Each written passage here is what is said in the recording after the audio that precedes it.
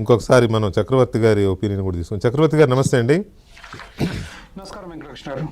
చక్రవర్తి గారు, ఈ AP capital నిర్మాణంలో ఎన్నో ఒడిదుడుకులను చూస్తున్నాం మనం. 2014 గవర్నమెంట్ ఫామ్ అయిన దగ్గర రాష్ట్ర విభజన జరిగిన తర్వాత ఎన్నో ఒడిదుడుకులను చూసాము.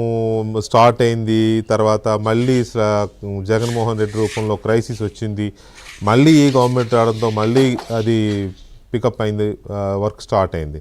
సో ఇవాళ జరిగిన ఈ హ్యాపెనింగ్ ఏదైతుందో ఇది ఒక పెద్ద టర్నింగ్ పాయింట్ అని అనుకోవచ్చా? క్యాపిటల్ అంటే కంప్లీట్ అయిపోద్దని కాదు, కానీ క్యాపిటల్ రూపం రావడానికి ఇది ఒక టర్నింగ్ పాయింట్ అని అనుకోవచ్చా?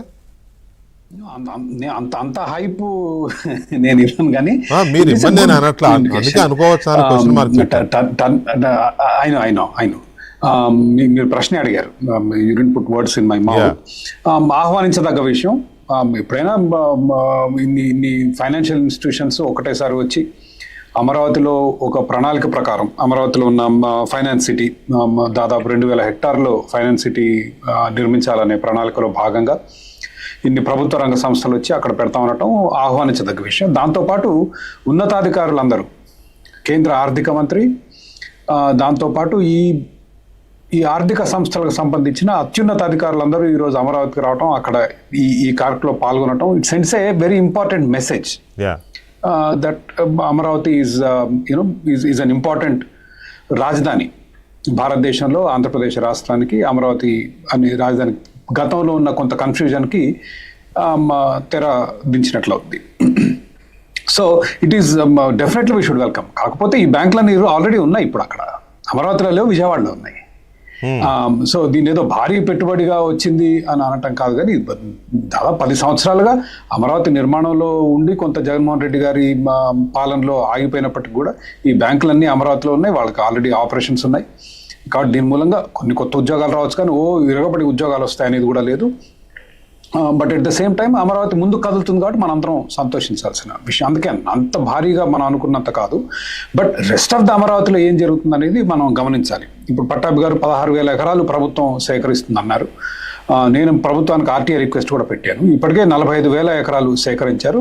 అది అందరం హర్షించాం, ఎందుకంటే ఇంత భారీ ఎత్తున ఎప్పుడు భూములు సేకరించినా కూడా రైతుల నిరసనలు, వ్యతిరేకత, ఇవ్వకుండా అడ్డుకోటాలు, కోర్టు కేసులు ఉంటాయి.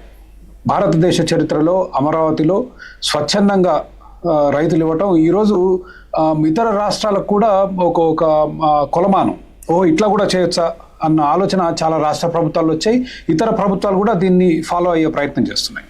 So that's a positive side. కాకపోతే ఈ 45 ఎకరాల్లో మీరు చేసిన ప్రణాళికలు ఏమయ్యాయి? ఇప్పుడు స్పోర్ట్స్ సిటీ అన్నారు, 16,000 ఎకరాలు ఉంటే దాంట్లో 2,030 ఎకరాలు అన్నట్టున్నారు పట్టాభి గారు. స్పోర్ట్స్ సిటీ వస్తుందన్నారు, కానీ మీరు చెప్పిన 45 ఎకరాలు ఆల్రెడీ స్పోర్ట్స్ సిటీ ఉంది. స్పోర్ట్స్ సిటీ 1,679 హెక్టార్లో స్పోర్ట్స్ సిటీ, గవర్నమెంట్ సిటీ 1000 హెక్టార్లు, ఫైనాన్స్ సిటీ 2,000 హెక్టార్లు, మీడియా సిటీ 2,000 హెక్టార్లు, జస్టిస్ సిటీ 1,300 హెక్టార్లు, నాలెడ్జ్ సిటీ 3,500 హెక్టార్లు, electronic city 2,600, health city 2,600, tourism city 4,700 హెక్టార్లు. ఇవి ఏమైపోయాయి? ఇవన్నీ ఎవరికి ఇచ్చాము? ఆ పారదర్శకత నాకు కనిపించదు. అది తెలియకనే నేను I sent an RTI request CRTA. ఇది కాక మళ్ళీ 16,000 ఎకరాలు. ఆ స్పష్టత నాకు లేదు. అంటే we are keep on acquiring the land. కొంత కన్స్ట్రక్షన్ జరుగుతుంది, సంతోషం. ప్రభుత్వ బిల్డింగ్లు నిర్మాణం జరుగుతుంది. బట్ ఎవరికి ఇచ్చారు ఈ భూములు? దేని ఆధారంగా ఇచ్చారు? అక్కడ ఏమి రాబోతున్నాయి? ఇవి సరిపోక ఇంకో 16,000 ఎకరాలు ఎందుకు కొట్టినాం అనేది ఆ స్పష్టత నాకు లేదు. బట్ ఓవరాల్ వెంకటకృష్ణ గారు, ఐ వెల్కమ్. ఈరోజు అన్ని ఫైనాన్షియల్ ఇన్స్టిట్యూషన్స్ రావటం, కేంద్ర ఆర్థిక మంత్రి రావటం అనేది చాలా ముఖ్యమైన సందేశాన్ని మా ప్రజలకి దేశవ్యాప్తంగా కూడా వెళ్ళింది. And I whole heartedly welcome what happen today. Right. Pattabhi గారు ఏమని చెప్తారా చక్రవర్తి గారు లేవనెత్తిన సందేహాలకు? ఎందుకంటే ఇప్పటికే నవనగరాలు, అందులో